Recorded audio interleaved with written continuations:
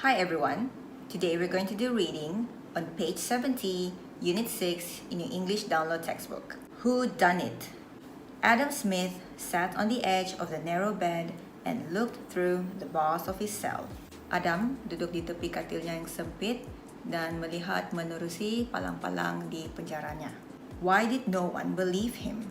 Kenapa tidak ada orang percayakan dia? Adam had grown up in a rough neighborhood with gangs where crime was a way of life. Adam membesar di kawasan perumahan yang bahaya, dikelilingi oleh geng dan jenayah merupakan perkara biasa di sana. Despite this, he had never broken the law and had seen education as his way out of the inner city slums. Walau bagaimanapun, dia tidak pernah melanggar undang-undang dan melihat pendidikan sebagai satu cara untuk keluar dari kehidupan sebegitu. So how had he ended up in so much trouble? Jadi, bagaimana dia boleh ada banyak masalah? It had all started when he began his new job at Mangold Sachs, the investment bank. Ini semua bermula apabila dia bekerja di Mangold Sachs, sebuah bank pelaburan. He was just out of university with a degree in economics when the bank offered him a job. Dia baru saja habis universiti dan dia memegang ijazah dalam ekonomi apabila bank ini menawarkan pekerjaan kepada dia. Adam's life was all work and no play. Kehidupan Adam hanya bekerja dan tidak ada masa untuk berehat. One Friday afternoon, his boss, Barry Badoff, called him into his office. Pada satu hari Jumaat tengah hari, bosnya Barry Badoff memanggilnya ke pejabatnya. You don't need to work this weekend. Anda tidak perlu kerja pada hujung minggu ini. I'm having a party for some important clients and I would like you to be there, he said. Saya ada buat satu majlis untuk pelanggan saya yang penting dan saya mahu anda berada di sana. The party was at Barry's mansion. Majlis itu diadakan di rumah Barry. Mansion ialah satu rumah yang sangat besar. Rolls-Royce cars and Ferraris were parked in the street. Kereta Rolls-Royce dan Ferrari semua berparking di luar. Adam was led inside by a butler. Adam dibawa masuk oleh seorang pembantu rumah. There, he saw men in expensive Italian suits and women covered in diamonds, chatting together as they sipped champagne. Di sana, dia nampak lelaki-lelaki berpakaian suit mahal dari Italy dan wanita-wanita yang penuh dengan diamond-diamond, bercerita sambil minum champagne. Adam felt very uncomfortable surrounded by so much wealth. Adam berasa sangat tidak selesa dikelilingi oleh orang kaya-kaya ini. Or breaking into a house like this one. Atau pecah masuk rumah seperti ini. As he had nothing to say to the other guests, he went looking for Barry. Oleh kerana dia tidak tahu apa mau cerita dengan tetamu lain, dia pergi cari Barry. He saw a wide open door and stepped inside. Dia ternampak satu pintu terbuka luas dan dia masuk ke dalam. And seated behind it, no, it couldn't be. A man with a bloodstained shirt, his boss, Barry Badoff. Dan duduk di belakangnya ialah seorang lelaki dengan pakaian berdarah, bosnya Barry Badoff. Adam ran to the desk and checked for signs of life, but there was no pulse.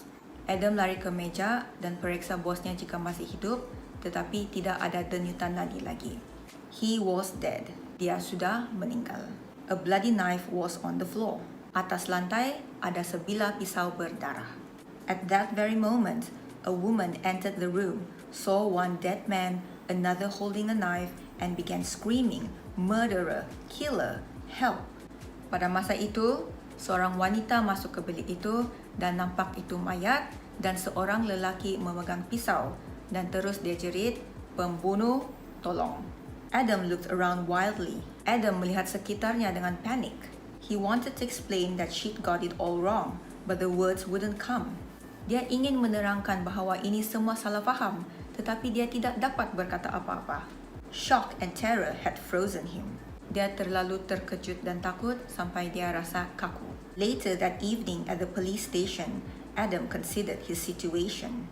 Pada petang itu di balai polis, Adam berfikir tentang situasinya. Of course, the police had arrested him. Memanglah polis akan tahan dia. What else could they have done? Apalagi mereka boleh buat? This young man from the wrong side of town who had grown up around gangs. Yes, things looked bad for Adam. Very bad. Dia seorang lelaki yang membesar di kawasan yang banyak penjenayah dan keadaan nampak sangat rumit baginya. How was he going to prove his innocence? Bagaimana dia boleh buktikan yang dia tidak bersalah? And who was the real killer? Dan siapakah pembunuh sebenarnya? Now let's look at the exercises. Exercise 3. 6 sentences have been removed from the article. Choose from the sentences A to G, the one which fits each gap 1 to 6. There is one extra sentence which you do not need to use. Terdapat 6 ayat yang dikeluarkan dari artikel ini. Pilih ayat A hingga G yang sesuai untuk mengisi tempat kosong 1 hingga 6. Terdapat 1 ayat lebih yang anda tidak perlu guna. Maksud dia di sini ialah kamu kena pilih ayat yang paling sesuai A hingga G untuk mengisi tempat kosong 1 hingga 6 dalam petikan ini. For example, number 1, the most suitable sentence here is F. He was in a police station accused of committing a serious offence but he was innocent. Kenapa ini adalah jawapan dia? Sebab ayat seterusnya menyatakan why did no one believe him? Sebab dia sudah explain kepada polis yang dia tidak bersalah. Now let's go through all the other sentences. A. Where he came from, people spent Saturday night in front of the TV with a pizza. Orang macam dia selalu tengok TV sambil makan pizza pada setiap hari Sabtu. B. And that's when Adam made his big mistake. Without thinking, he picked it up. Dan pada masa itu, Adam telah membuat kesilapan yang besar. Tanpa berfikir, dia mengutipnya. C. He had been caught with the bloody murder weapon in his hand, so he must be guilty. Dia telah ditangkap sambil memegang senjata yang digunakan untuk membunuh, jadi dia mesti bersalah. D. Adam wanted to make a good impression, so he arrived early and left late, ate at his desk and worked every weekend. Adam ingin menunjukkan yang dia seorang pekerja yang baik, jadi dia datang awal, balik lewat, makan di meja dia dan bekerja pada hujung minggu. E. That was the wrong thing to do because he should have knocked first and waited for permission to enter. Itu adalah perbuatan yang salah kerana dia sepatutnya mengetuk pintu dan menunggu kebenaran untuk masuk. G. It was a fine room with floor-to-ceiling bookcases, a fireplace, leather armchairs and a huge desk.